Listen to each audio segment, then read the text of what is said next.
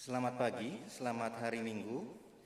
Kami mengucapkan selamat datang kepada Bapak Ibu, Saudara-saudari, anggota Jemaat GKP Kampung Sawah dan anggota jemaat lain yang akan mengikuti ibadah pada Minggu pagi hari ini. Dan apabila Bapak Ibu Saudara-saudari memerlukan pelayanan kami, dapat menghubungi majelis jemaat di ruang konsistori setelah ibadah selesai. Saya akan membacakan pokok-pokok warta jemaat untuk minggu ini. Yang pertama, kami mengucapkan terima kasih kepada Bapak Pendeta Leonard Bayu Laksono Dalope, MSI, juga kepada Bapak Ibu Saudara-saudari yang akan melayani dalam pelayanan di hari ini. Atas pelayanan yang akan diberikan, kiranya Tuhan senantiasa memberkati kehidupan dan pelayanan Bapak Ibu Saudara-saudari. Warta selanjutnya, jadwal pelayanan kebaktian minggu yang akan datang pada tanggal 23 Agustus 2020 adalah sebagai berikut. Kebaktian pertama pukul 5.30, jemaat wilayah 5 dan 6. Kebaktian kedua pukul 9, jemaat wilayah 1 dan 7. Kebaktian ketiga pukul 18, jemaat wilayah 2, 3, dan 4. Kehadiran jemaat dalam setiap ibadah maksimum 150 orang dan akan dijadwalkan kehadiran jemaat per wilayah. Dengan catatan, dimohon jemaat membawa tempat minum atau tumbler sendiri bila nanti akan membutuhkan minum. Warta selanjutnya, kegiatan klasikal ibadah online Kopersis Bekasi. Komisi Pemuda Remaja Klasis Bekasi akan mengadakan ibadah daring atau online pada hari Sabtu 22 Agustus 2020 pukul 19 waktu Indonesia Barat dengan pelayan firman Pendeta William Alexander SSI, tema Merdeka atau Toksik. Dan ibadah online ini akan menggunakan media Google Meet. Mohon perhatian pemuda dan remaja GKP Kampung Sawah untuk dapat ikut ambil bagian dalam ibadah ini. Status keanggotaan jemaat, hilang status keanggotaan jemaat. Berdasarkan pernyataan yang bersangkutan dan sesuai dengan PPTG GKP bab 10 pasal 44, maka terhitung mulai tanggal 13 Agustus 2020, Saudara S. Stepanus Yakit dan Saudari Valeri P. Kundimang dinyatakan hilang status keanggotaannya dan tidak lagi menjadi anggota jemaat GKP Kampung Sawah. Teriring doa, kiranya di suatu saat nanti, Saudara S. Stepanus Yakit dan Saudari Valeri Kundimang akan kembali ke tengah persekutuan di jemaat GKP Kampung Sawah. Bapak Ibu, untuk warta keuangan dan yang sakit dapat dibaca pada lembar warta jemaat atau pada media online yang sudah disediakan. Dan pada saat ini juga diinformasikan kepada warga jemaat bahwa Saudari Thalia Srihati Boru Tarigan, mahasiswi STFT Jakarta, telah selesai menjalankan program kemitraan masyarakat atau PKM virtual atau kolegium pastoral di jemaat GKP Kampung Sawah. Sehubungan dengan hal ini, maka Saudari Thalia Srihati akan menyampaikan sambutannya. Dipersilakan.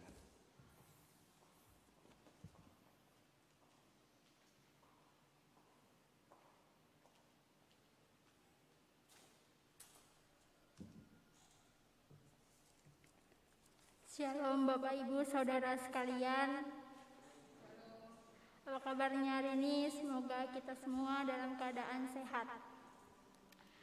Kalau kemarin-kemarin saya berdiri atau datang ke gedung gereja untuk menyampaikan khotbah untuk melakukan pelayanan, maka hari ini saya ingin menyampaikan banyak terima kasih kepada Ibu Pendeta Dewi, kepada Bapak Pendeta William, kepada seluruh anggota majelis jemaat, tim ibadah online, dan kepada seluruh warga jemaat GKP Kampung Sawah untuk kesempatan dan dukungan yang telah diberikan kepada saya dalam melaksanakan proses PKM 1 virtual. Saya sangat senang dan bangga pernah menjadi bagian dari GKP Kampung Sawah. Untuk menutup ucapan terima kasih saya memiliki pantun untuk saudara sekalian. Hari Minggu datang ke gereja, tidak lupa duduk di bangku. Terima kasih kepada Bapak, Ibu, Saudara. Sampai berjumpa di lain waktu. Kiranya Tuhan Yesus memberkati setiap pelayanan kita semua. Amin.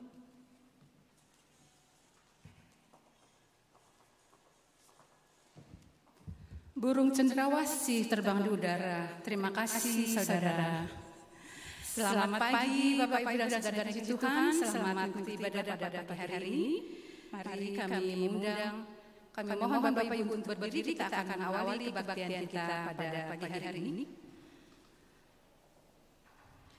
Marilah kita masuk ke dalam kebaktian dengan mata dan hati yang tertuju ke hadirat Allah Maha Kudus, sumber hidup kita.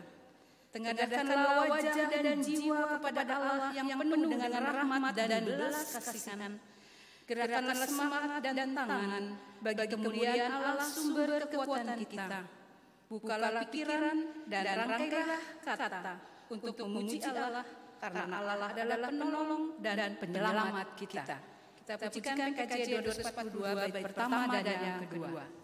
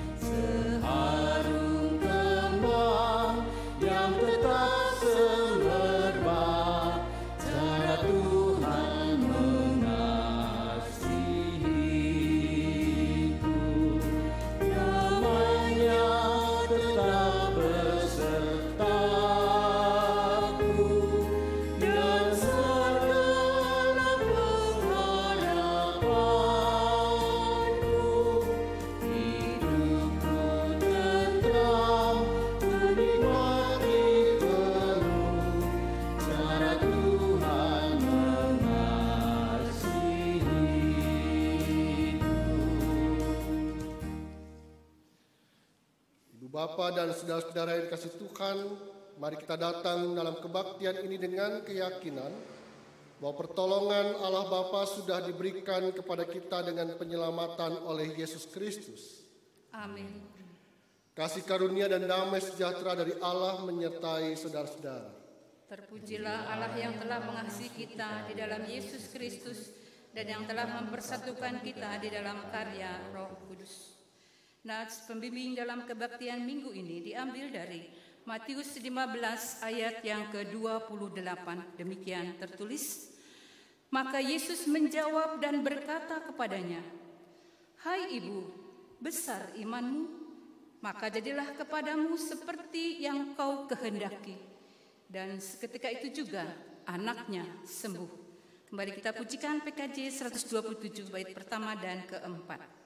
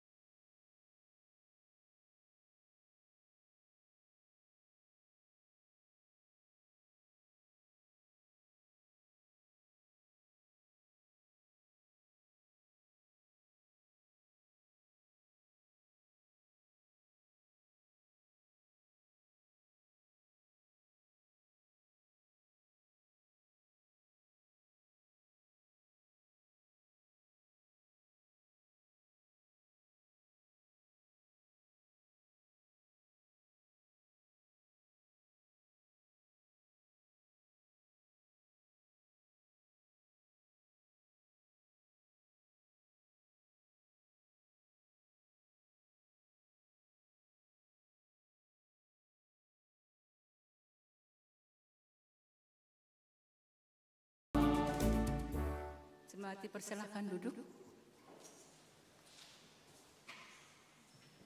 Allah menghendaki agar manusia selalu berada dekat dengannya. Yesus Kristus berkata, "Tinggallah di dalam aku dan aku tinggal di dalam kamu, sehingga kamu berbuah di dalam kehidupan. Sebab di luar aku, kamu tidak dapat berbuat apa-apa." Jikalau manusia menjauhi Allah dan berada di luar Allah, maka manusia akan kehilangan pengenalan akan Allah dan kehendaknya.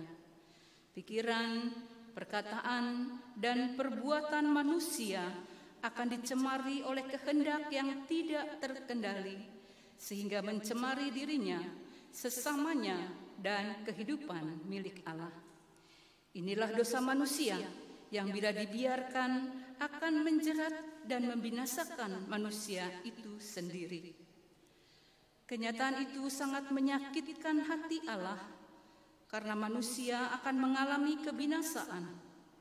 Namun Allah tidak menghendaki manusia binasa di dalam dosa, melainkan Allah menghendaki agar manusia tetap hidup.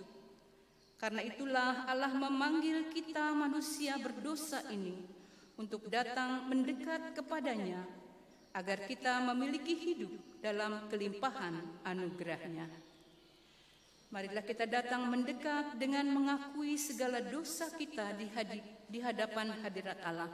Kita akan mengawalinya dengan pengakuan dosa pribadi dalam saat teduh.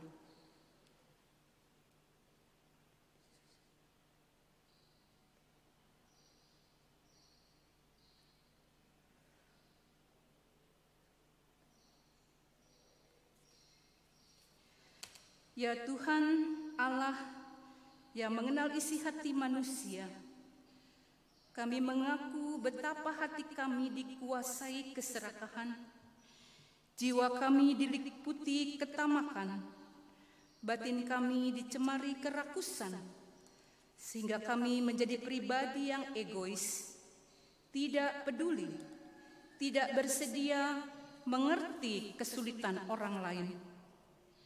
Kami merasa tidak bertanggung jawab terhadap kesengsaraan dan penderitaan orang lain.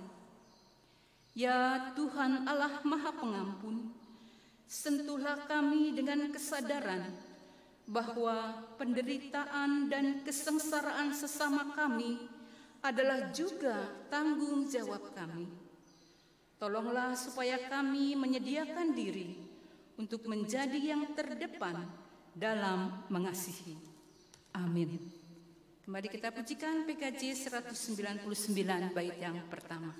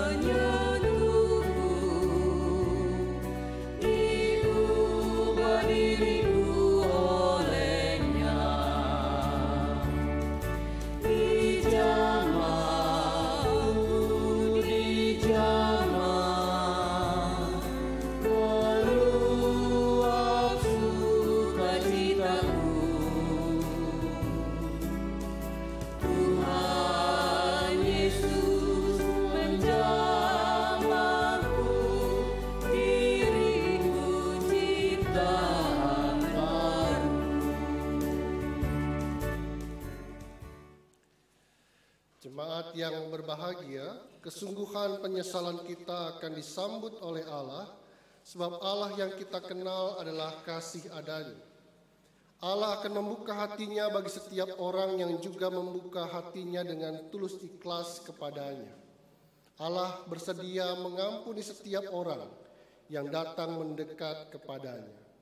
Sebagaimana firman Allah dalam Mazmur 103 ayat 8 sampai 14. Demikian firman Tuhan. Tuhan adalah penyayang dan pengasih, panjang sabar dan berlimpah kasih setia. Tidak selalu ia menuntut dan tidak untuk selama-lamanya ia mendendam. Tidak dilakukannya kepada kita setimpal dengan dosa kita dan tidak dibalasnya kepada kita setimpal dengan kesalahan kita.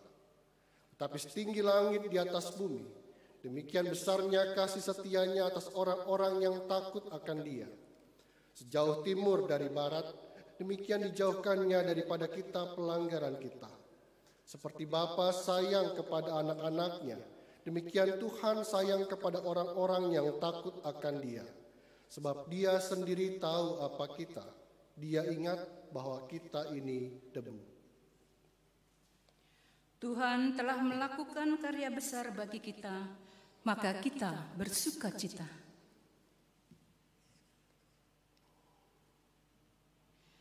Ya Tuhan Allah kami, Engkau layak menerima puji-pujian dan sembah kami, karena kemurahan-Mu yang penuh kerelaan telah menebus kami dari dosa, sehingga kami diselamatkan dari kebinasaan.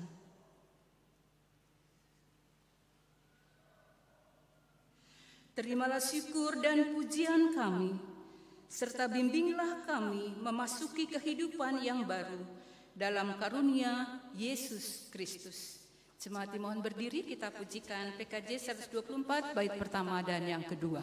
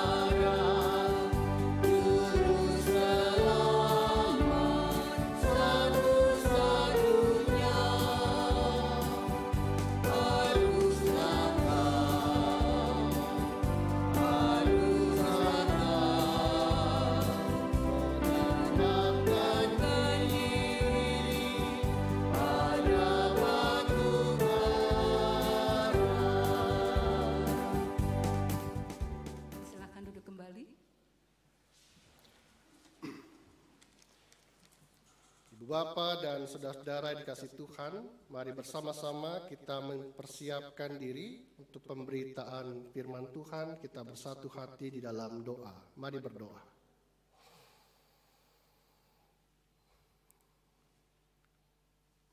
Ya Tuhan, kami memohon, jangan biarkan kami semakin jauh terombang-ambing oleh gelombang pandemi.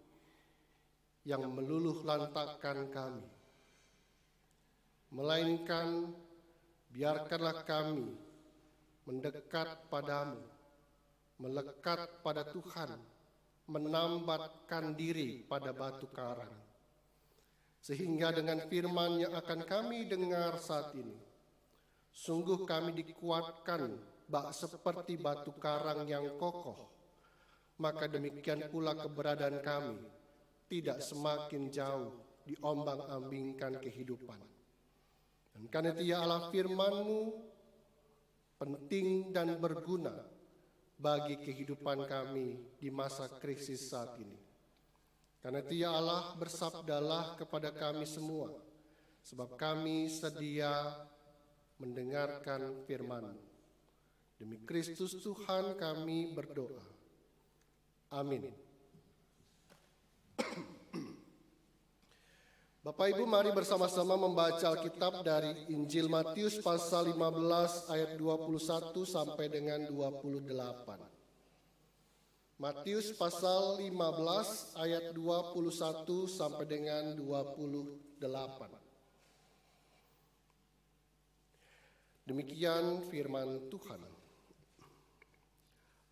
Lalu Yesus pergi dari situ dan menyingkir ke daerah Tirus dan Sidon. Maka datanglah seorang perempuan Kanaan dari daerah itu dan berseru, "Kasihanilah aku ya Tuhan, anak Daud, karena anakku perempuan kerasukan setan dan sangat menderita." Tetapi Yesus sama sekali tidak menjawabnya. Lalu murid-muridnya datang dan meminta kepadanya, "Suruhlah ia pergi, ia mengikuti kita dengan berteriak-teriak." Jawab Yesus, "Aku diutus hanya kepada domba-domba yang hilang dari umat Israel." Tetapi perempuan itu mendekat dan menyembah Dia sambil berkata, "Tuhan, tolonglah aku." Tetapi Yesus menjawab, "Tidak patut mengambil roti yang disediakan bagi anak-anak dan melemparkannya kepada anjing." Kata perempuan itu, "Benar Tuhan, namun anjing itu makan remah-remah yang jatuh dari meja tuannya." Maka Yesus menjawab dan berkata kepadanya, "Hai ibu, besar imanmu, maka jadilah kepadamu seperti yang kau kehendaki." Dan seketika itu juga anaknya sembuh.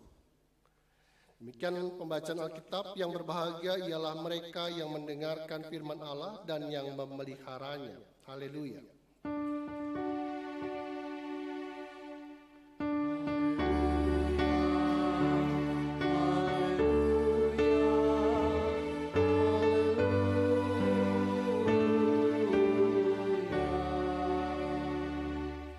Selamat pagi. Sehat semuanya. Semoga tetap dalam keadaan sehat fisik dan mental. Dan semoga kita semakin kuat dengan pengharapan obat-obatan dan juga vaksin. Semoga cepat diproduksi dan berhasil buat kita semua. Ibu Bapak dan saudara yang dikasihi Tuhan, di awal renungan ini saya ingin mengatakan dan mengisahkan tentang penulis bernama Eko Prasetyo, pernah mengeluarkan 2 buku yang menarik, menggemparkan, dan juga menggelitik judulnya. Buku yang pertama judulnya adalah Orang Miskin Dilarang Sekolah. Ingin menggambarkan situasi pendidikan di Indonesia yang sangat mahal. Belum carut-marut lainnya, persoalan di seputar pendidikan di Indonesia, kekerasan di sekolah, lalu rendahnya kualitas para lulusan. Tapi buku yang kedua lebih menggelitik, senada dengan buku yang pertama. Judulnya Orang Miskin Dilarang Sakit. Buku tersebut mewakili perasaan kita semua, karena pengobatan di rumah sakit, obat-obatan yang harus dibeli sangat mahal. Belum lagi prosedur kesehatan yang harus dilewati sangat rumit, bahkan terlalu birokratis. Karena itu saking mahalnya, orang kecil, orang miskin nggak boleh sakit. Dan karena itu ibu bapak dan saudara yang dikasih Tuhan, inilah gambaran nyata kehidupan kita saat ini. Bahwa sakit bukan hanya perkara badania, fisik saja, melainkan juga melibatkan perkara-perkara lainnya. Setidaknya dua hal ini, yaitu sosial dan ekonomi.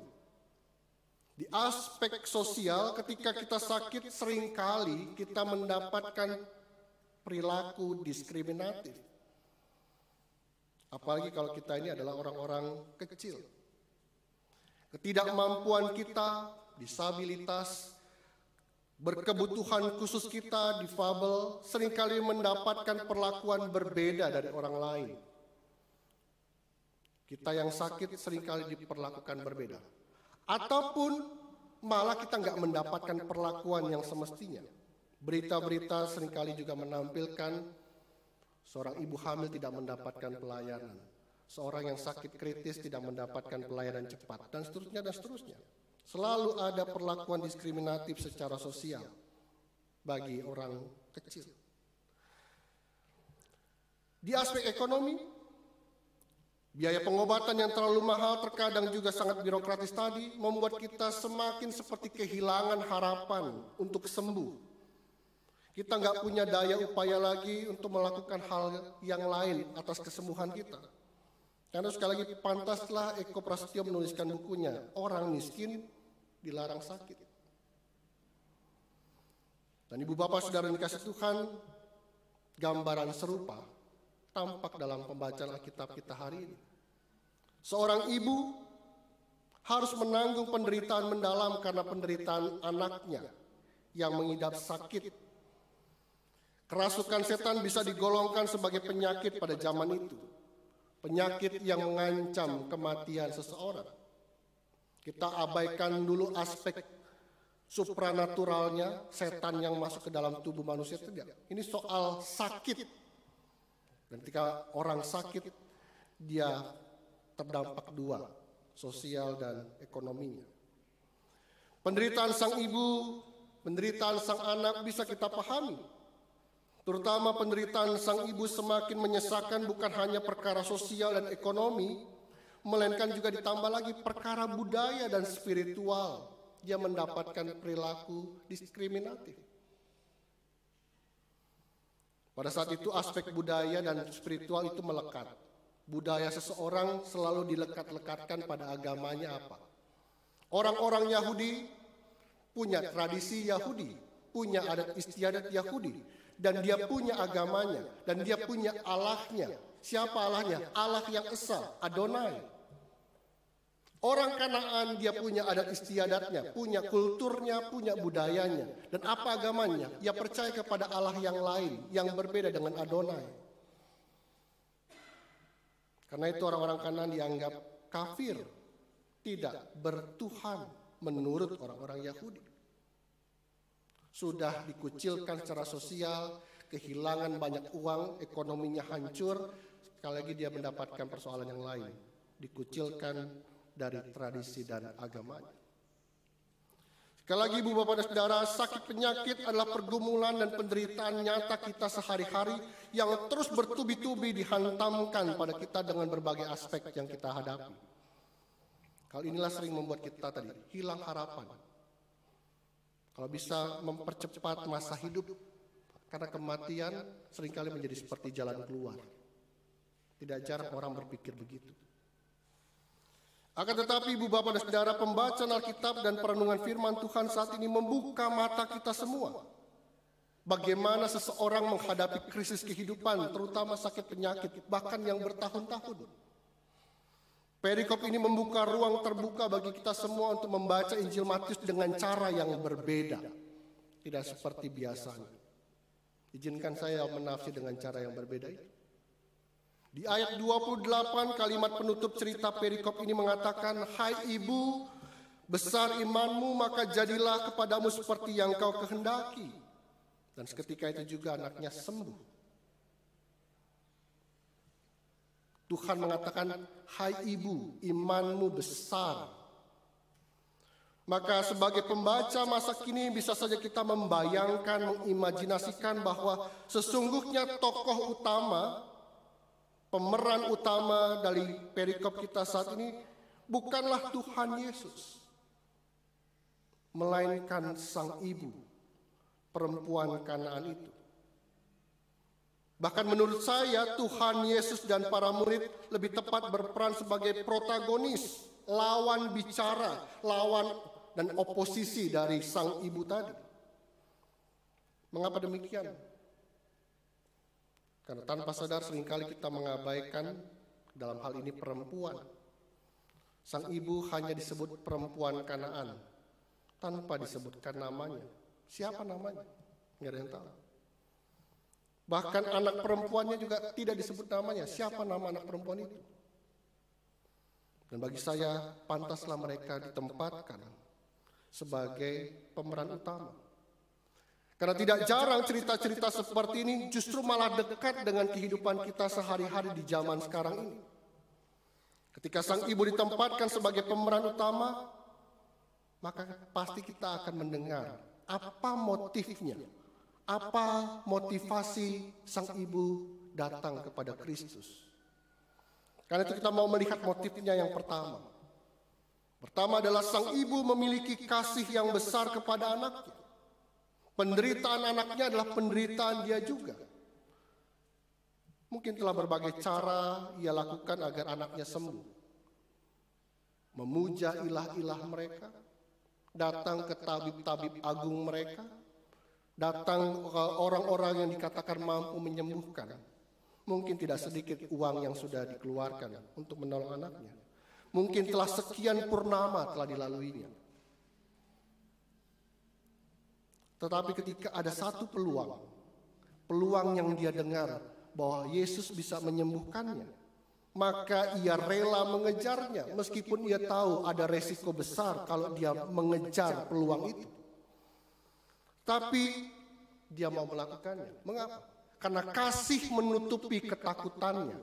Kasih mengatasi batas-batas yang mengancam dirinya. Maukah kita juga begitu? Sebagai seseorang yang merawat orang sakit, penderitaan anak perempuannya itu membutuhkan kasih. Anaknya tidak pernah dianggap sebagai beban hidupnya yang harus ia tanggung. Tetapi anaknya yang sakit itu adalah tanggung jawabnya sebab kasihnya besar terhadap anaknya. Bagaimana dengan kita? Ketika kita merawat anggota keluarga kita yang sakit, apakah kita menganggapnya itu sebagai beban? Atau kita mengangkatnya sebagai tanggung jawab kita? Kasih yang bukan tanggung-tanggung, tapi kasih yang bertanggung jawab. Apapun akan dilakukan oleh sang ibu untuk kesembuhan anaknya. Apakah kita juga demikian? Baik untuk kesembuhan diri kita sendiri maupun kesembuhan anggota keluarga kita. Maukah kita mempunyai kasih yang lebih besar dari segala ketakutan-ketakutan kita?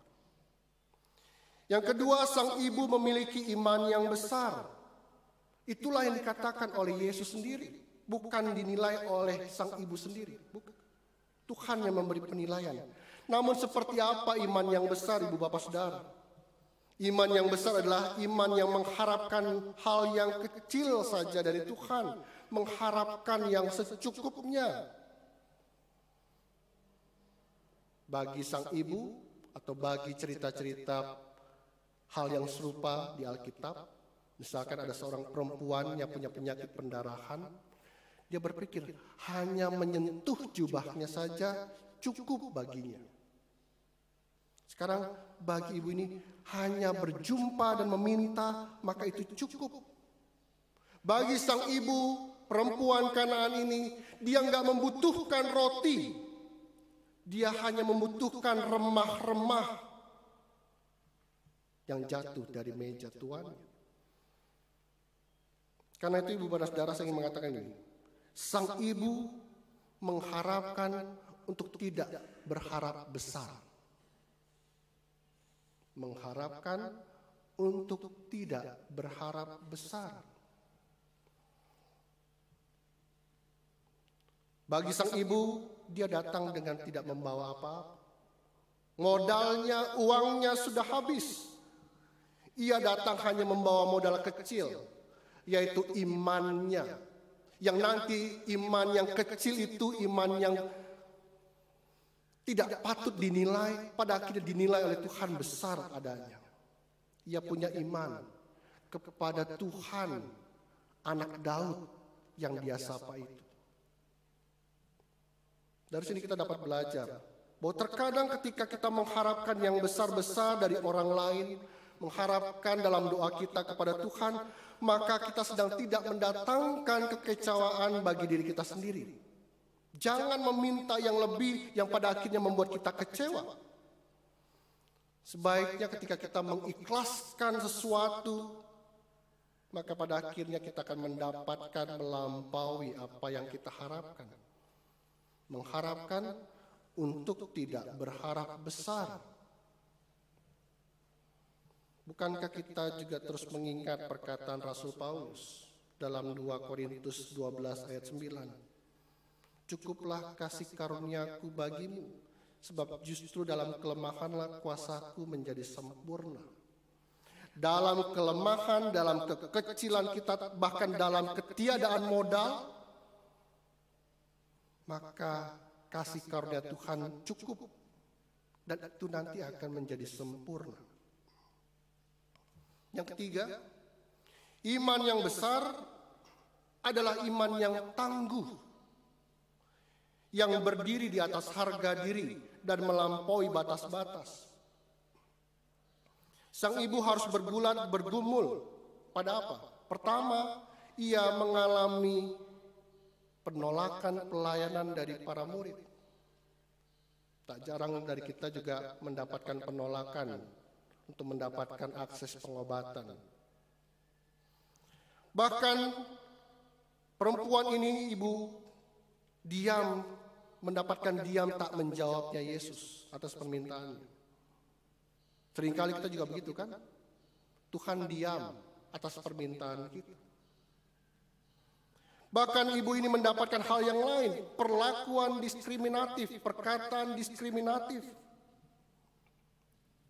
Memang kalau ibu bapak membaca, perkataan anjing menjadi sepertinya keras sekali dalam perkataan Yesus. Karena kita membacanya dalam konteks kita zaman sekarang. Tapi pada zaman dahulu ini sebuah analogi saja. Dan itu dianggap terdengar biasa-biasa saja. Karena mereka menganggap orang Yahudi adalah selain istilahnya domba-domba Allah, tapi mereka menganggap mereka lah anak-anak Allah. Lalu ketika melihat bangsa di luar Israel, maka mereka mengatakan itulah anjing. Tapi bukan anjing jalanan, anjing yang terlantar, bukan. Tapi anjing yang selalu kemana-mana ikut sama anak ini. Jadi seperti anak kecil dengan anjing kecilnya. Ketika anak-anak itu makan, kan biasanya makanannya sebagian diberikan kepada anjingnya. Itu istilah yang mereka pahami. Jadi bagi kita ini sangat keras, tapi pada saat itu tidak. Tapi baiklah kita mengatakan ini perkataan diskriminatif yang dialami oleh sang ibu. Tapi itulah yang dihadapinya. Bertubi-tubi mendapatkan penolakan, didiamkan, bahkan dikatakan sesuatu yang diskriminatif. Tetapi ia menempatkan kesembuhan anaknya melebihi harga dirinya. Ia menempatkan kesembuhan anaknya melampaui batas-batas kebangsaannya. Saat itu orang Yahudi nggak boleh berinteraksi dengan orang-orang Kanaan, begitupun sebaliknya. Tapi dia mau kesembuhan anaknya harus dilalui dengan melampaui batas-batas kebangsaannya. Ia mendorong dirinya untuk beriman kepada Tuhan daripada memuja ilah bangsanya.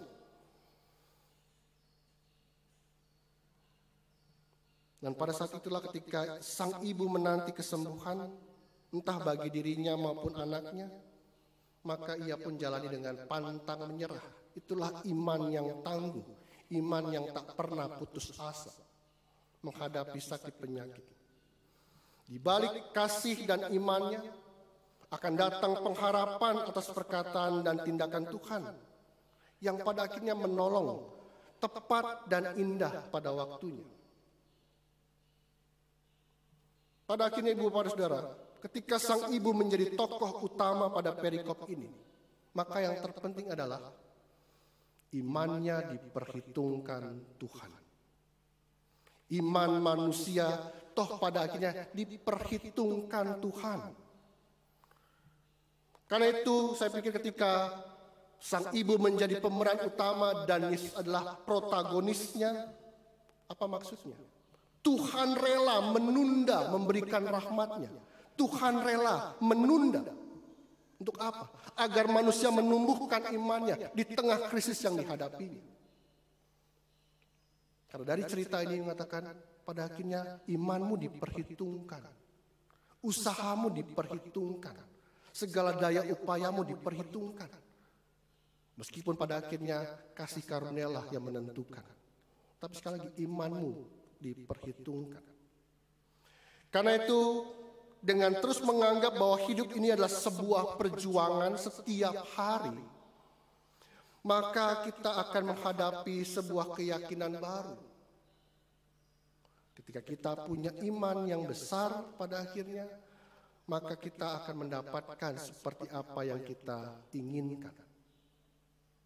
Jika imanmu ditumbuhkan, ditempa dalam krisis, maka pada akhirnya kita akan berbahagia ketika Tuhan mengatakan kepada kita, sungguh besar imanmu, maka jadilah kepadamu seperti yang kau kehendaki. Bukan hanya persoalan sakit penyakit, tapi segala pergumulan kehidupan kita, kalau kita menumbuhkan iman kepada Tuhan, Tuhan perhitungkan imanmu. Amin.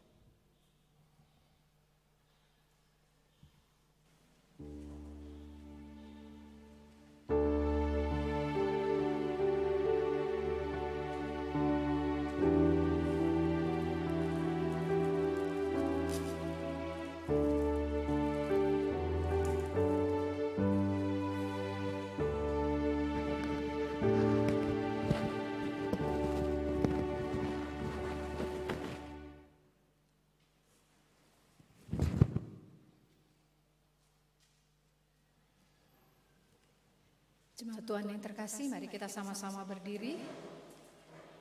Marilah kita mengucapkan pengakuan iman bersama-sama. Aku percaya kepada Allah, Bapa yang Maha Kuasa, Halik langit dan bumi, dan kepada Yesus Kristus, Anaknya yang tunggal Tuhan kita, yang dikandung dari Roh Kudus, lahir dari anak darah Maria, yang menderita di bawah pemerintahan Pontius Pilatus, disalibkan, mati, dan dikuburkan, turun ke dalam kerajaan maut. Pada hari yang ketiga bangkit pula dari antara orang mati. Naik ke surga, duduk di sebelah kanan Allah Bapa yang Maha Kuasa. Dan dari sana ia akan datang untuk menghakimi orang yang hidup dan yang mati. Aku percaya kepada Roh Kudus, gereja yang kudus dan am, persekutuan orang kudus, pengampunan dosa, bangkitan daging, dan hidup yang kekal. Amin. Dipersilakan duduk kembali.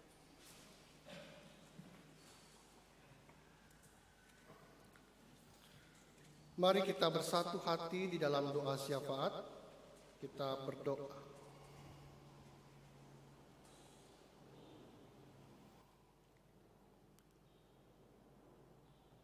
Tuhan, biarkanlah kami tetap mengemis-ngemis remah-remah dari berkat dan karunia Tuhan bagi kami. Dan biarkanlah kami terus mengutarakan apa yang menjadi keyakinan kami, bahwa Tuhan mampu bertindak, Tuhan mampu menjawab, dan Tuhan mampu mengabulkan dari segala permohonan kami. Bahkan, mujizat Tuhan tetap terjadi untuk memulihkan, menyembuhkan, dan menyelamatkan. Karena itu ya Tuhan, kami belajar dari iman seorang ibu perempuan Kanaan yang tak dikenal namanya. Maka kami pun demikian. Kami yang tak mungkin dikenal oleh siapapun, kami dianggap orang kecil, kami dianggap orang miskin, tapi kami mau membawa keyakinan kepada Tuhan yang patut memberikan kami kasih dan rahmat-Mu yang besar. Karena itu ya Tuhan, saat ini kami terus memohon juga kesembuhan, pemulihan, dan penguatan bagi orang-orang yang terkasih. Kami mengingat Bapak Boyat Samad, Bapak Warman Hidayat, Bapak Eka Suparmin Bian, Bapak Hendramawan Supandi, Ibu Yesiana Harahap, Ibu Hermalina Kusnawi, Ibu Asiana Sairin, Ibu Rosalia Otol, Ibu Mauren Luana, Ibu Santi Oktora, Ibu Rosmiati Makaluas, Ibu Emawati, anak Malvin Leonard, Ibu Neti Bain dirawat di Rumah Sakit Cipto Mangunkusumo, Ibu Nona dirawat di Rumah Sakit Helsa. Begitu juga saudara-saudara kami yang lain, Ibu Sumiarti Tampu Bolon, Bapak M.S. Susatyo, Ibu Margareta, Ibu Sekar Wulan, Ibu Maria Wasina Kadiman, dan Ibu Nia Sairun. Begitu juga orang tua kami. Kami mengingat Opung Sihombing, Bapak Warman Hidayat, Bapak Parmena Sandang, Bapak Edwin Kot, Bapak Bertus Empi, Bapak Bonin Dimin, Ibu Esther Wakina, Ibu Selvia Lasso, Ibu Ici, Ibu Asiana Kuli, Ibu Asmani Saiman, Ibu Mari Cesanglir, Ibu Halimah, Ibu Marsih Bayin, Ibu Maulin Cenenggolan, Ibu Asmiati Kuli, Ibu Paija, dan Ibu Anisaman. Kiranya Tuhan mendengar apa yang menjadi seruan mereka, dan Tuhan pada akhirnya menolong indah dan tepat pada waktunya. Kami ingin berdoa juga bagi setiap orang yang terindikasi mengidap virus COVID-19 dan mereka yang positif, baik dirawat di rumah maupun di rumah sakit. Tuhan juga menolong menyembuhkan mereka. Dengan terus kami berharap pandemi ini akan selesai. Tuhan menganugerahkan para ilmuwan untuk berkarya bagi dunia dengan menghasilkan vaksin dan juga obat-obatan. Pada akhirnya tangan Tuhan dinyatakan dengan cara-cara demikian. Kami ingin berdoa bagi setiap warga gereja, anggota jemaat kami yang terdampak pada pandemi ini. Mereka yang kehilangan pekerjaan, mereka yang harus kemudian merintis dari awal usaha-usahanya, mereka yang harus membenahi relasi rumah tangganya. Saat ini ya Tuhan, tolonglah kami semua. Kami gagap menghadapi masalah, tapi kami tahu kami punya kekuatan dari Tuhan untuk menyelesaikan semua perkara-perkara itu dengan berhasil. Kami ingin berdoa juga ya Tuhan, bagi saudara-saudara kami yang merayakan ulang tahun kelahiran dan juga ulang tahun pernikahannya, terutama Ibu Pendeta Dewi Agustina. Tuhan melimpahkan berkat pada mereka semua, limpahkan juga kebahagiaan pada mereka, sehingga pada akhirnya segala sesuatu yang mereka kerjakan semata-mata untuk memuliakan Tuhan melalui karya-karya nyata hidup mereka. Kami ingin berdoa juga ya Tuhan, bagi saudari Talia Srihati Boru Tarigan. Tuhan menganugerahkan kemampuan baginya untuk terlibat secara virtual pelayanan di gereja ini. Dan tugasnya sebagai mahasiswa akan dia lanjutkan kembali dengan segala ilmu yang akan ia dapati dan akan ia endapkan untuk menjalani kehidupan panggilan di sewaktu-waktu nanti. Dan karena itu ya Tuhan, berkati ia untuk tetap menyelenggarakan pembelajaran yang berarti bagi kehidupannya dan bagi sesamanya. Kami ingin berdoa juga ya Tuhan bagi para pimpinan jemaat di tempat ini, para penatua, para pendeta jemaat, dan setiap orang-orang yang terpanggil dalam pelayanan-pelayanan komisi. Karena itu ya Tuhan, berkati mereka satu persatu. Pada akhirnya pelayanan-pelayanan mereka yang tertunda di tahun ini oleh karena pandemi ini, pada akhirnya membuat mereka juga memacu diri untuk membuat pelayanan-pelayanan yang berarti bagi sesamanya. Berkati juga dengan program-program kerja yang masih harus ditempuh dalam waktu dekat. Tuhan akan menolong setiap daya dan upaya untuk mengerjakan dan menyelesaikannya. Kami ingin berdoa bagi kehidupan bangsa dan negara kami, memasuki bulan kebangsaan Hari Kemerdekaan Republik Indonesia. Kami menjalani peringatan ini dengan cara yang berbeda karena pandemi. Karena itu ya Tuhan, berkan kami tetap semangat nasionalisme untuk menjaga kesatuan Republik ini dengan berbagai perbedaan yang ada di antara kami. Pada akhirnya dengan cara itu kami siap membangun kehidupan bangsa yang lebih baik, yang terbebas dari pandemi dan mampu memajukan dan menyejahterakan seluruh rakyat. Kami ingin berdoa untuk Gereja Kristen Pasundan dengan berbagai pelayanan-pelayanan dilakukan di lingkup jemaat klasis dan sinodal, termasuk badan-badan pelayanan yang ada. Kiranya dengan pandemi yang kami hadapi, maka kami tepatlah ditempatkan untuk mengerjakan sesuatu yang berarti bagi sesamanya. Ya Tuhan, banyak hal yang ingin kami doakan dalam doa-doa ini, maka Tuhanlah yang maha mengetahui apa yang terucap dan yang tak terucap. Sehingga Tuhan memperhitungkan iman percaya kami kepadamu. Pada akhirnya Tuhanlah yang bertindak, menolong dan mengabulkan. Inilah doa kami yang kami bawa dalam nama Tuhan kami Yesus Kristus yang juga mengajarkan kami berdoa. Bapa kami yang ada di sorga, dikuduskanlah namamu. Datanglah kerajaanmu. Jadilah kehendak-Mu di bumi seperti di sorga. Berikanlah kami pada hari ini makanan kami yang secukupnya. Dan ampunilah kami akan segala kesalahan kami, seperti kami juga mengampuni orang yang bersalah kepada kami. Dan janganlah membawa kami ke dalam pencobaan, tetapi lepaskanlah kami dari yang jahat. Karena Engkau yang punya kerajaan dan kuasa dan kemuliaan sampai selama-lamanya. Amin.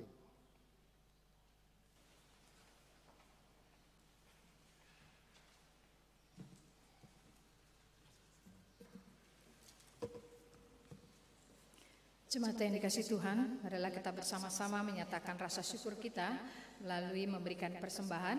Namun dengarlah firman Tuhan yang mengantar kita untuk memberikan persembahan yang terdapat di dalam Maleakhi 3 ayat yang ke-10.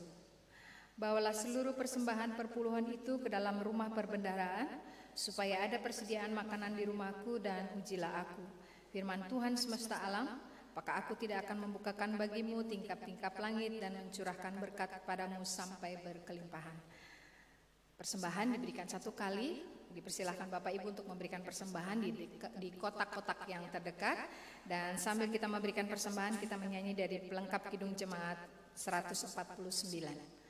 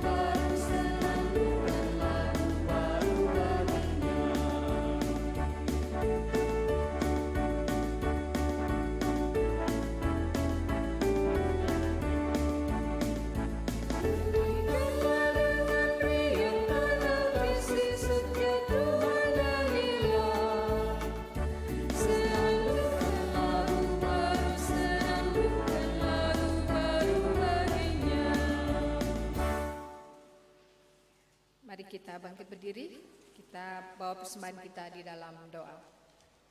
Mari kita berdoa. Bapa kami yang ada di dalam sorga, di dalam kami mempersembahkan pengucapan syukur kami ini sebagai tanda terima kasih kami atas berkat-Mu. Kami mempersembahkan diri kami sebagai persembahan yang hidup bagi hormat dan kemuliaan nama-Mu. Ajarlah kami untuk selalu menyatakan syukur kami, baik dalam kekurangan maupun dalam kelimpahan, baik dalam keadaan sakit maupun dalam keadaan sehat, baik dalam kedukaan terlebih dalam kesukaan. Ajarlah kami untuk mempergunakan berkat Tuhan yang tak henti-hentinya Tuhan karuniakan, bukan saja untuk kepuasan dan kesenangan diri kami sendiri, tetapi juga untuk pekerjaan di kebun anggur-Mu dan untuk sesama kami.